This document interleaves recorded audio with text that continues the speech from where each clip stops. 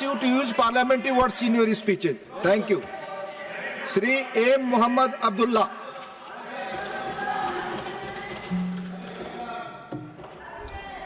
Mike. Thank you, Honorable Deputy Chairman, sir. Let him speak. Sir. Please. Sir, all the members get up. Please sit down. Sir. Please sit down. Mr. Abdullah, please speak. Please speak. Mr. Abdullah. Make the House order, sir. House is in order, you speak. Thank you, Honorable Deputy Chairman, sir. I rise to speak on the finance bill with the statement by our party DMK founder leader and veteran Chief Minister Peraringer Anna. கூட்டாட்சி முறையை ஒட்டை ஆட்சி முறையாக்கும் முயற்சிக்கு கிளம்பி உள்ள எதிர்ப்பின் ஈட்டி முனைதான் நாங்கள். Means we are the spreader of resistance against the attempt to turn the federal system into a unitary rule. Sir, right from the two-language policy to the demand for fair delimitation, our Honorable Chief Minister through M.K. Stalin has continuously shown his union government about the principles of good Dravidian model governance. The Tamil Nadu has always stood as a beacon of social justice, federal rights and inclusive development, providing that progressive policies lead to real growth and empowerment. However, this union government refuses to learn anything even from its mistake in the past. Instead of adopting successful governance models, it continues to impose flawed policies, suppress state rights and push its regressive agenda. Whether it is deliberate erosion of federalism, the failure to ensure fair representation or the continuous neglect of states like Tamil Nadu, this government has shown nothing but arrogance and indifference to democratic values. Sir, the union government has shown no regard for the welfare of people of the nation in the face of ongoing authoritarian initiative such as the one nation, one election and one nation, one language policies, thereby destroying the beautiful principle of unity in diversity, the bedrock on which this nation has been built. This government is built on fake promises and deception. The people of India trusted it to bring economic growth, job creation and financial stability.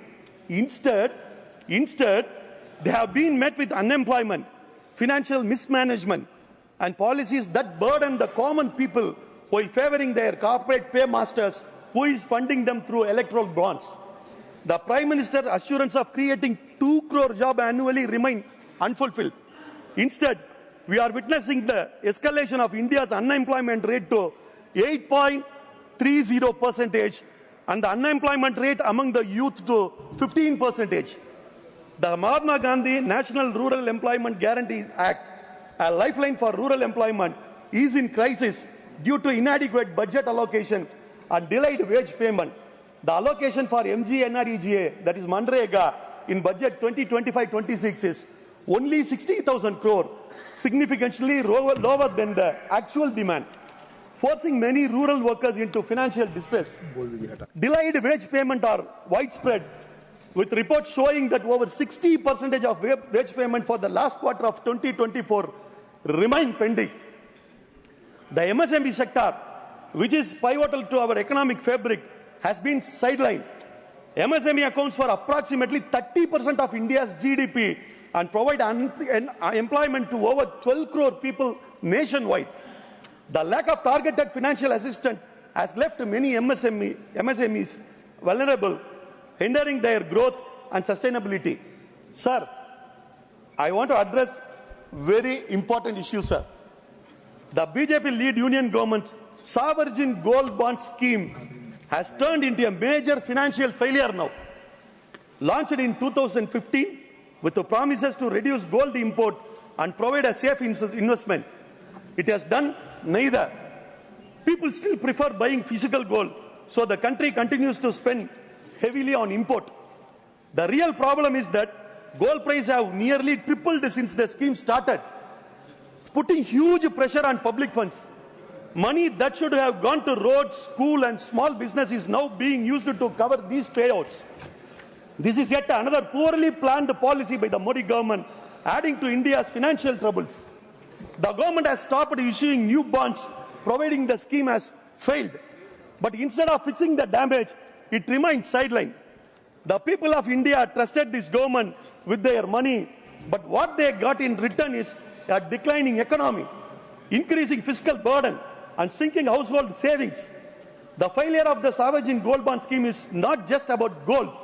It is about how this government has systematically weakened the financial stability of the nation and its people. The very instrument that was meant to reduce fiscal pressure has ended up doing the exact opposite. Like demonetization and the fault GST rollout, this was another poorly planned move hurting the common people. This government financial mismanagement has severely impacted. Severely it is impacted. Sir, Sir, the public sector banks are in trouble with many failing facts. The 2023 RBI report says that in 2021, over 7,000 frauds totaled rupees 1.3 lakh crores. Big defaulters are abroad and the government has done nothing. In 10 years, bank wrote off rupees 15 lakh crore. From 2016 to 2022, they gave rupees 35 lakhs crore in loans, but recovered only rupees 19 lakhs crore. Just 18,870 people, mostly from Mumbai, Delhi and Gujarat, got these huge loans. The government named 10,000 borrowers. Who are the rest? Only 10,000 borrowers. Who are the rest? Shame. Did they fund the BJP through electoral bonds while common people continue to struggle? Shame. Sir, the India's export fell 10.9% in February, hitting a 20-month low. Key industries have been severely impacted with rising input costs, weak global demand, and inadequate policy support worsening the crisis. Small exporters face the worst impact. Instead of proactive measures, the government has railed on superficial announcements, allowing India's trade deficit to widen and threatening jobs in export-driven industries. Madam, the Union government has systematically weakened fiscal federalism by starving opposition-ruled states of their rightful fund, using financial control as a political weapon. They are using financial control as their political weapon, like the states like Tamil Nadu and other opposition ruling states. Kerala, especially Kerala, and all opposition ruling states.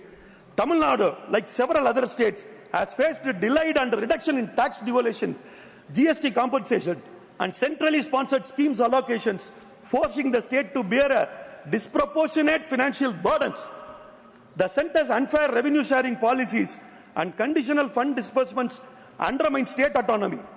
This deliberate squeezing of funds not only weakens state economies, but also disturb governance, providing the union government prioritize political control over equitable federalism. The Tamil Nadu is one of the largest contributors to India's economy, excelling in manufacturing, exports, and services, making it a key driver of national economic growth. However, despite its substantial contribution to the nation's revenue, Tamil Nadu's share in central tax devolutions has been consistently declining. Historically, the state received 7.831% of central taxes under 9th Finance Commission. Kindly note that Tamil Nadu received 7.831% of central taxes under the 9th Finance Commission, but this is now dropped to just 4.079% under the 15th Finance Commission. Half of the amount has been cut. This reduction has placed a significant financial burden on the state government, limiting its ability to fund crucial infrastructure projects, implement welfare schemes, and respond effectively to disasters. While the union government has set the all-over tax devolution to the state at 21% in practice, the actual disbursement has often been lower. This disparately affects the state's ability to undertake timely development initiatives, despite its strong financial management and economic performance. The BJP-led union government is not only cheating Tamil Nadu, but also betraying Uttar Pradesh also, where people voted for them with the hope of better governance. This betrayal of northern states proves that their education funding strategy is not about development, but about political manipulations. This is why the people of UP rejected you in 2024, especially in Ayodhya, and will throw you out in 2029, I hope. While it showers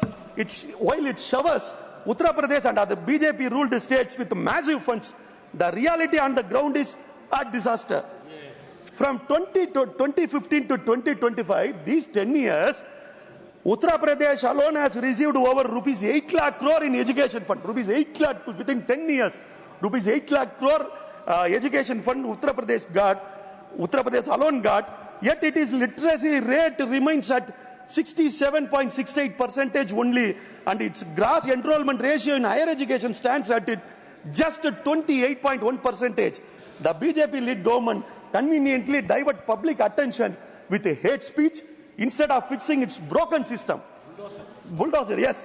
The union government acts as it is developing now, but in reality, it is keeping them uneducated, dependent, and easy to manipulate for elections. Yeah.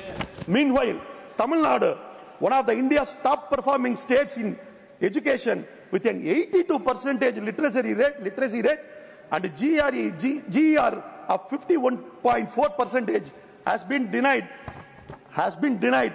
rupees 2,152 crore for covering essential expenses such as teachers' salary, school infrastructure, and right to education reimbursements under Samagra Shiksha. I'm sorry, Samagra Shiksha. Sorry, it is not coming to me rightly. Yeah, Samaskara Shiksha, because it refuses to implement the flawed national education policy 2022. The message is, you learn Tamil, then I will learn Hindi. You learn Tamil first. The message is clear.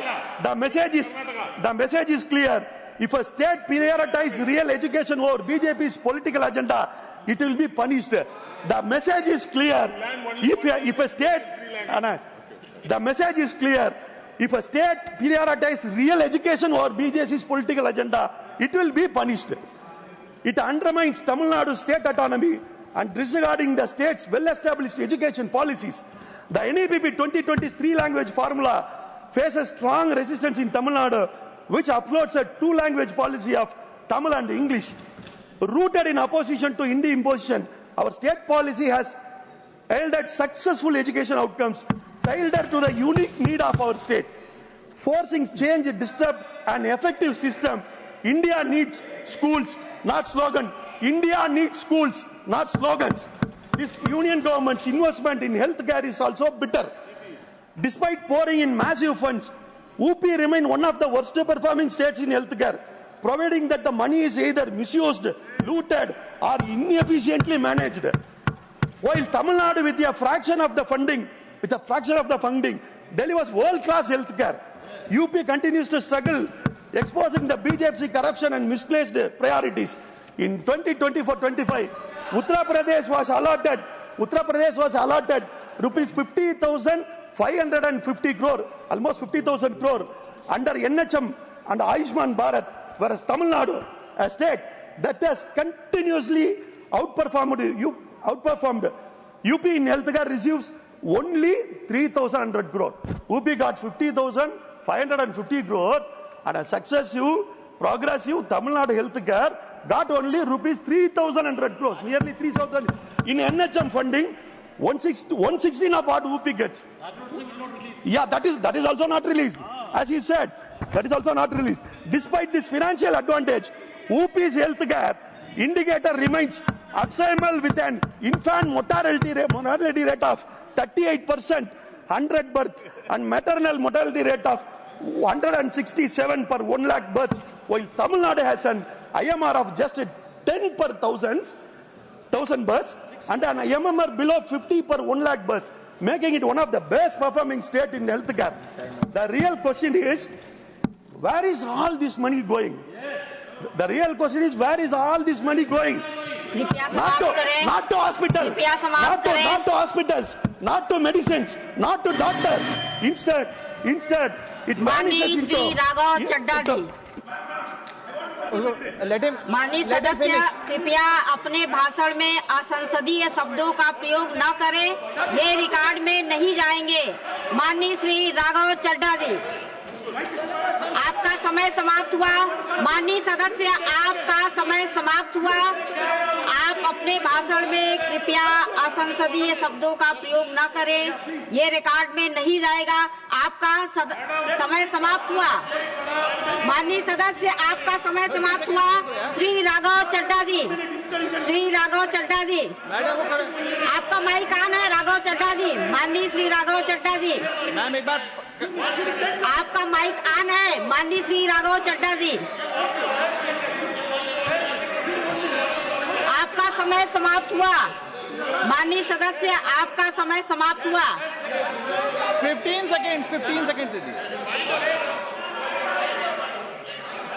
आधा second, ठीक है। माननीय सदस्य, आधा second, आधा minute. माननीय सदस्य, आधा Uninformed minute. national education policy, useless medical infrastructure, a youth population without means to survive, resisting prices of essential commodities, a shortfall in the value of Indian rupee against US dollar. This union government is continuously failing. Yes, there is no bigger disaster for the people of India than the BJP government ruling the country. They actually don't rule, they ruin.